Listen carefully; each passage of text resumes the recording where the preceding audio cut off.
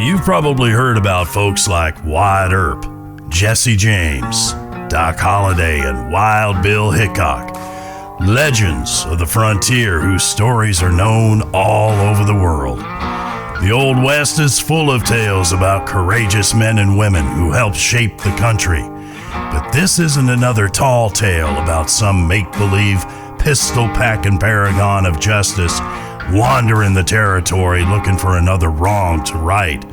No, the story you're about to hear is about three men who are by no means saints, but often found themselves in aid of those who could not stand up for themselves. Brave and often ruthless men who traversed the territories, leaving a trail of death in their wake. This is the story of three brothers. This is the legend of the Brothers Floater.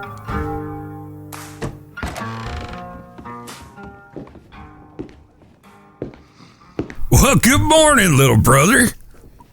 Phil? Well, shit. I didn't expect you to be awake for a while. What time is it anyway? Round about 10. Come on, sit down. Have some coffee with me.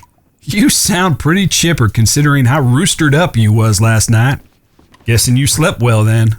I tell you, Phrank, it was like sleeping on a cloud. Not a single fucking rock in sight. Hell, I slept so good, I'm barely hungover. Are you hungry? Well, what do you say we get some breakfast? What about Fart? Shouldn't we wait for him? Oh, let him sleep. Less chance of him getting offended by some poor milk drinker. That's actually a smart idea. And after breakfast, I think I'm going to get myself a bath. Well, of course you are. Now, what do you mean by that? Now, folks, one of the biggest problems out on the frontier is the inability to keep oneself clean. It isn't that often that a person can tend to themselves with a nice bath and shave. Now, while a man is out on the trail, he might take advantage of a river or a pond, or if he's extremely lucky, a nice hot spring. But in a town like Armadillo, a person has to pay for the luxury of bathing. Some folks would rather find the closest stream than hand over hard-earned coin. Now, the last time we was all together, the Brothers Floater had just arrived in Armadillo, and soon after, Phrank Floater caught an intoxicating scent that led him to meeting Miss Sarah Haynes, a lovely woman with whom Phrank became quite infatuated with. Which is why he is now planning on spending said coin to clean up his appearance to be far more presentable for the purpose of courting. And I'm planning on completely taking the piss out of him. Seriously, Phil, what's so wrong with wanting to clean up a little? Yeah, anytime you catch wind of some sweet wildflower of a lady, you go get yourself all gussied up and try to act all civilized, gentlemanly, so you can try to impress and steal the heart of said filly. It's actually quite adorable. Now you just hold on one goddamn minute. If I'm not very much mistaken, it was you, big brother, that told me that a lady prefers a man who doesn't stink of horse shit and stale whiskey. And it was also you who told me if I wanted a proper lady, that I should at least appear to be somewhat civilized in my mannerisms. And since we're on the subject, I've never been the reason for us being run out of town or hunted down by bounty hunters due to my violating some lady of standing or robbing some debutante of her virtue. Morning, boys. We talking about Phil's prick getting us into trouble again? No. Yes. No, we're not. We're talking about how Phrank has once again met a lady that he's taken a shine to and is now going to get himself a bath and likely a shave so as to impress his fair maiden. Phrank, you don't honestly think getting clean and shaving your chin whiskers is actually going to impress any woman enough to want to bed you, do you? Don't worry, Fart. If the bath don't work, Phrank will just use some of that flowery poetry he likes so much. Maybe get him some fancy duds and strut around like a peacock in heat. Beatrice Farnham. All right, now that's hitting below the fucking belt. I didn't start it, but I aim to finish it. Who's Beatrice Farnham? All right, you made your point. Who's Beatrice Farnham? Now, if you'll excuse me, I'm gonna go see about getting the stench of 6 months on the trail off of me now. I'll find you boys later. Hang on, Phrank. We'll come with you. I don't want to take a bath. Come on, Fart. It ain't gonna kill you to get cleaned up a bit. We could all use one. Besides, you won't have to pay the horse as much if you don't smell like you slept in shit. Afterwards, we'll go down and see the gunsmith, see if there's anything new and exciting for you. Well, okay, then. But just one of you tell me who Beatrice Farnham is? Why did Phil get all sour-faced when you said her name? Phrank? Phil? Alright, fine. Don't fucking tell me. I'll find out on my own. I ain't so stupid that I can't find out your little secret. You ain't all good at hiding shit from me, you know. You don't want to tell me who she is? Fuck you then. I'll figure it out on my own.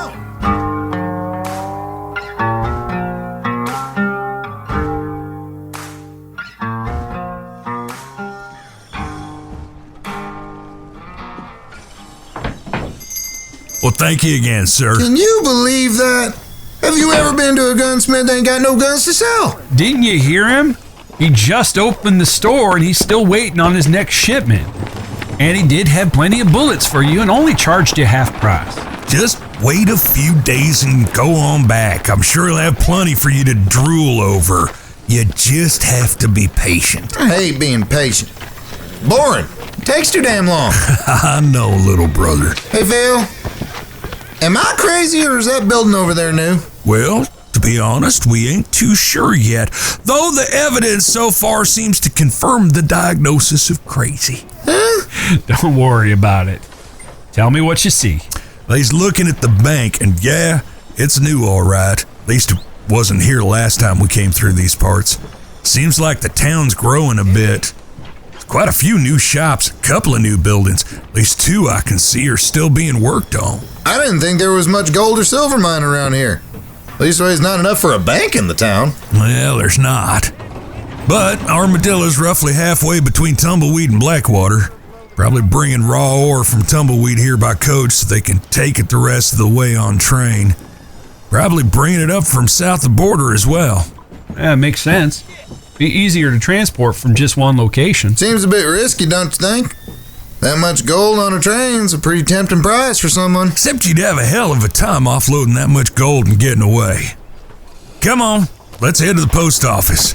I want to send a letter to McFarland, let him know we're planning to be there in a few weeks, and that if he needs us to send word here instead of the usual place. Mr. Floater? Mr. Floater! Phrank! Who's that? Miss Sarah, a very good morning to you. Good morning to you as well. I was very much hoping to see you again, and here you are. Well, I'm very glad you found me. Oh my, may I say you look much more civilized, all cleaned up and shaved. I don't mean to be rude, but yesterday you were rather... Atrocious, foul, animal-like. Well, yes. Well, to be honest with you, I did feel rather uncivilized myself. It's rather difficult to keep clean on the trail. Aren't a lot of places to get a decent bath. And so it begins. I beg your pardon? If you would allow me. Boys, this is Miss Sarah Haynes from New York. Miss Sarah, this here is my brother Philip. How do you do, ma'am? It's a pleasure, truly. And this here is Bartholomew. Howdy. It's nice to meet you, ma'am. May I say you're just as pretty as Frank imagined you to be? You know, being as he can't actually see what you look like, you know, because he's blind. Hi, thank you. God damn it, Fart. What? Apologies, Miss Sarah. Fart here gets rather talkative and forgets to think about what comes out of his mouth. No apologies are necessary, and I thank you for the compliment, Mr. Floater. Frank, I was hoping that you would be agreeable to walk with me again today. I quite enjoyed our conversation and thought we might pick up where we left off. That is, if you're not too busy. I would be most pleased to accompany you about town. But I thought we was gonna go play some cards and then maybe... We can still play cards, Fart. Yeah, but it's more fun to play with Frank. Because it's easier to win. Only 'cause I can't see what cards I'm holding. Exactly. Go on, little brother. Enjoy the day with your lady friend. I'll keep Fart here occupied just fine. Hell, it might be easier if I only have one of you to look after. Well, if you're sure. I'm positive. Go on now. Thanks, Phil. I'll see you at supper. After you, man. Hey, Phil. You recall Phrank mentioning that Miss Sarah was Mexican? I don't think she's Mexican. Is she one of them Italians? Or maybe she's Spanish, from Spain? Oh, wait. Maybe she's one of them meditations. What? Meditation. From over there in Europe. Like, what's it called? That country named after a bird. After Turkey? That's the one. Is she one of them turkeys? No, Oh! You was trying to say Mediterranean. Yeah. She one of them? I don't think so, but maybe you should ask her later on. I think it'd be very entertaining to learn about her heritage.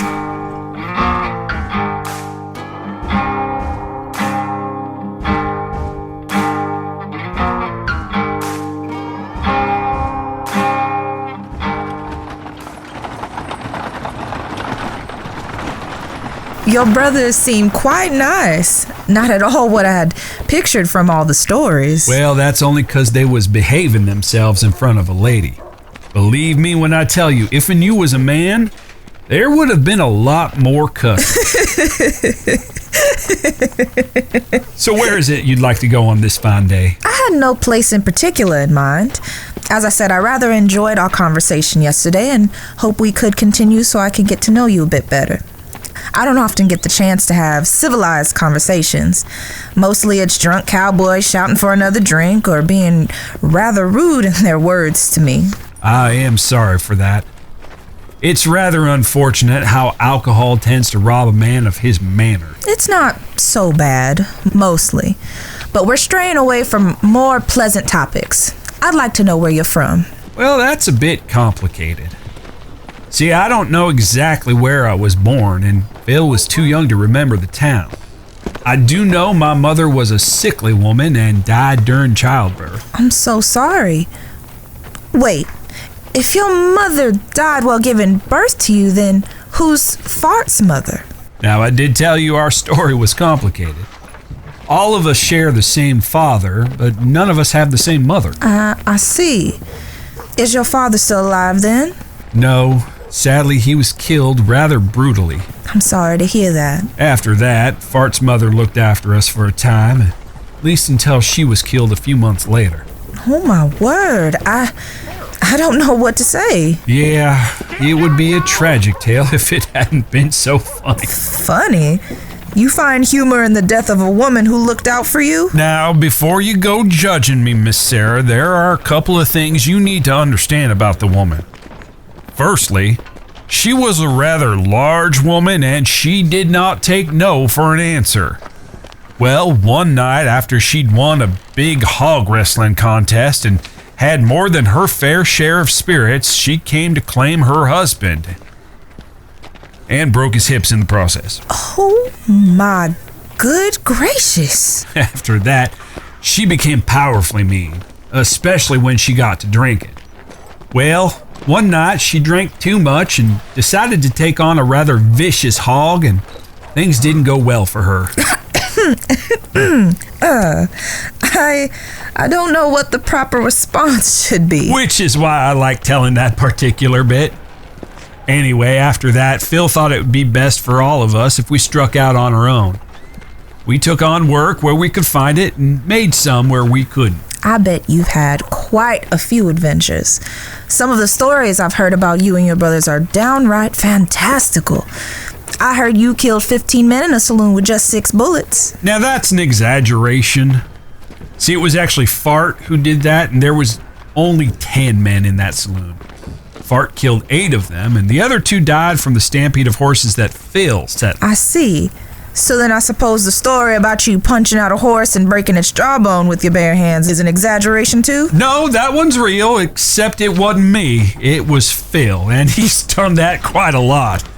Usually when he's really upset about something. That's so uncivilized. Yeah, but it's led to quite a few humorous incidents given his now tenuous relationship with his own horse.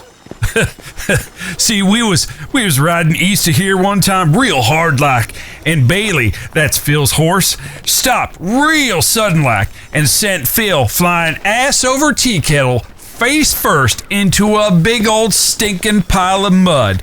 I swear to you, Miss Sarah, I heard that horse laughing like he planned it. Okay, now I'm sure you're pulling my leg. No! Hand to God, Miss Sarah, that horse knew exactly what he was doing. I'm sure he did. Oh my, it has been quite some time since I laughed like that. Thank you, Phrank. Yeah, I don't suppose you've had much to laugh about, what with your father being killed and then moving out to the armpit of the territories and all. I'm afraid that's true. Well, surely you've made a friend or two since you've been in town. Honestly, you're the first person who's spoken to me like a human being since we arrived. As I said before, most of the folks I speak to are in the saloon and are usually too drunk to speak of anything other how much they like to see me in their bed. It was why I was so rude to you yesterday.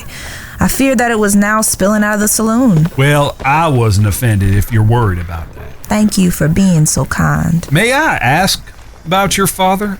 What kind of man was he? He fought in the war when he was young. After it was over, he took a lot of jobs, mostly carpentry, but he couldn't seem to hold on to work for long. He kept saying that things would be better once we opened the store. When he talked about the store, he'd get this look in his eyes, and you could almost believe that things would get better. It was like this little fire in his heart, keeping him warm when the world was so very cold. Well, that's the thing about having a dream. If you truly believe in it, ain't nothing that can make you give it up. It's admirable. I wish more people could have that. Maybe there'd be less evil in the world. It's a nice thought. Anyway, after he died, my uncle tried to convince my mother to join up with him in his company.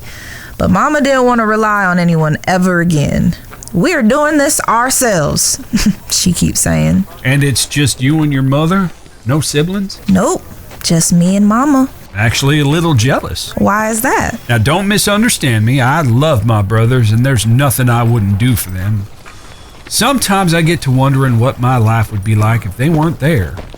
Where might I be, or how much trouble could I have avoided if it weren't for them? But how much of the world would you have seen if they hadn't been there? Likely the same amount I've seen with them. None. I didn't mean. I know what you meant. I was making a joke at my expense. I see. Oh, wait.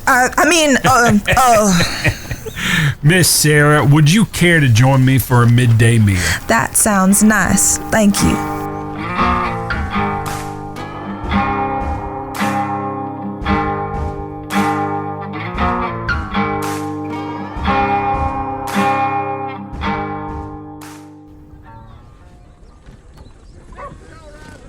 And then after that, I guess we'll make our way up north for a spell.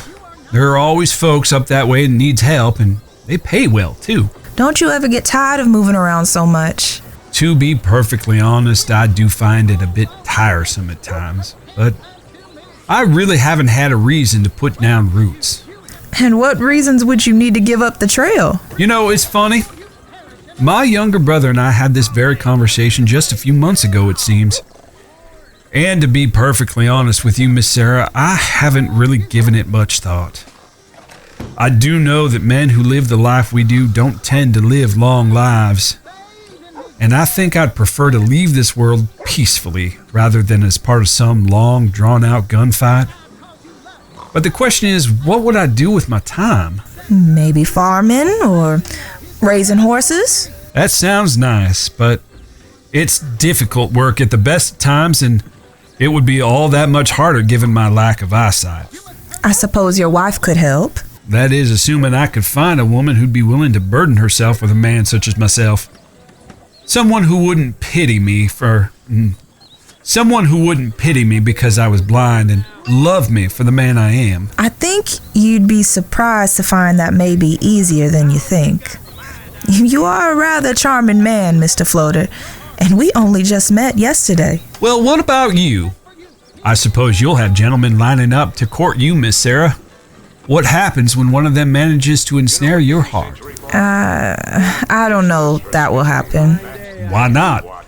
You're quite a fetching lady so far as I can tell. Why, Mr. Floater, are you proposing to me? Well, no. Well, no, what I mean to say is... We hardly know each other. I know that. I was only saying that... Well, I mean that if you... No. What I was meaning to say is... Calm down, Frank. I'm only joking with you. A little payback for earlier. Oh. Well, in that case, very well played, ma'am. To answer your original question, I don't think my prospects for marriage are that good. Now, why do you think that? Perhaps another time. I'm afraid our time together today is nearing its end. I really should be going. I'll need to prepare for work tonight at the saloon. Well, that is quite a shame. Though I suppose I may get the chance to speak to you again tonight, if it isn't too busy. Perhaps. It has been most pleasant spending time with you, Mr. Floater. May I escort you home? I'm afraid it would be best if we parted here. My mother wouldn't be pleased. Until we meet again. Until then, Miss Sarah.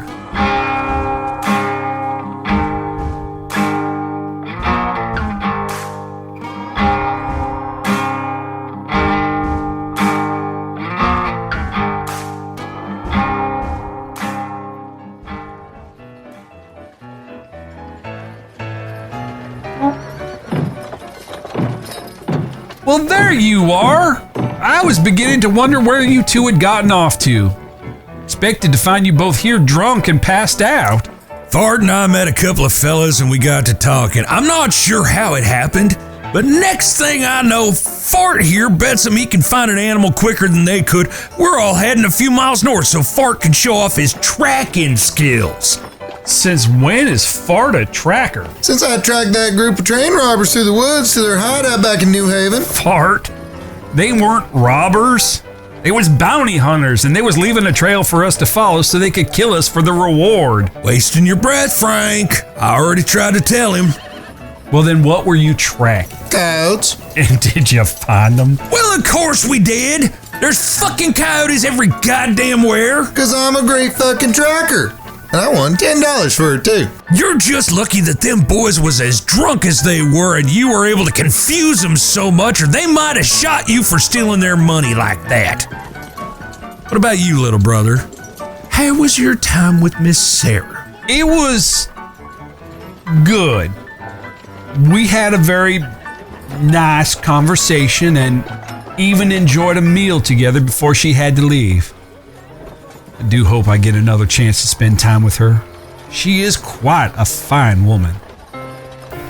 Frank, are you aware that Miss Sarah is that she's black? Fart.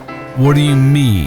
Well, she's black. You said that already, but I don't know what you mean by it. It means her skin is black. Why does that matter? Well, it matters, I guess, because our skin is white. Okay, Fart, I really don't know what it is you're trying to say here. Phil, help me out here. Oh, you're doing a fine job.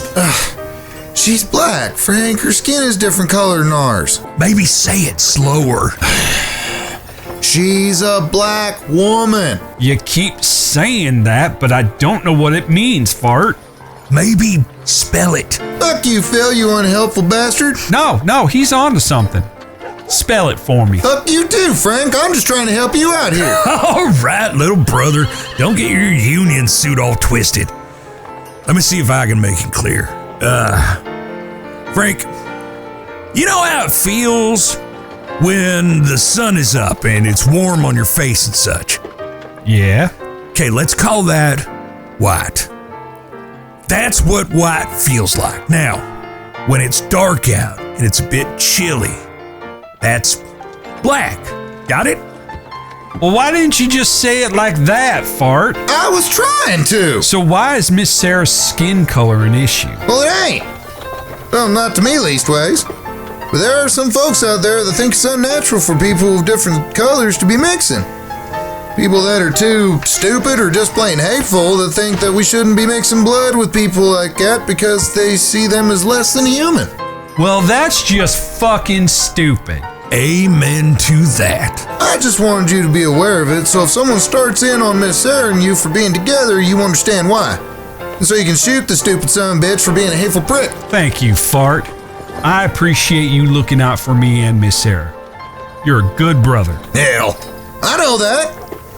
Well, why don't you buy me a whiskey anyway? Hell, I'll buy you 2. And 2 for you, Phil, for not making this more awkward. I was really tempted to. Beatrice Farnham!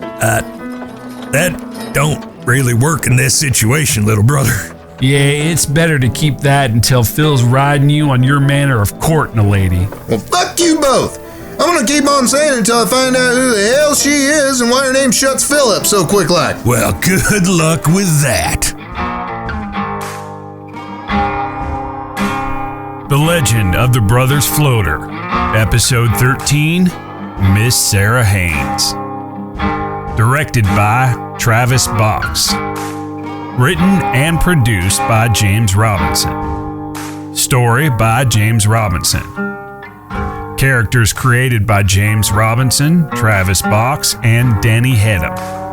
Music by Danny Hedham. Featuring the voice talents of Travis Box, Danny Hedham, James Robinson, and Kyra Orr. The Legend of the Brothers Floater is a Not Another Podcast production.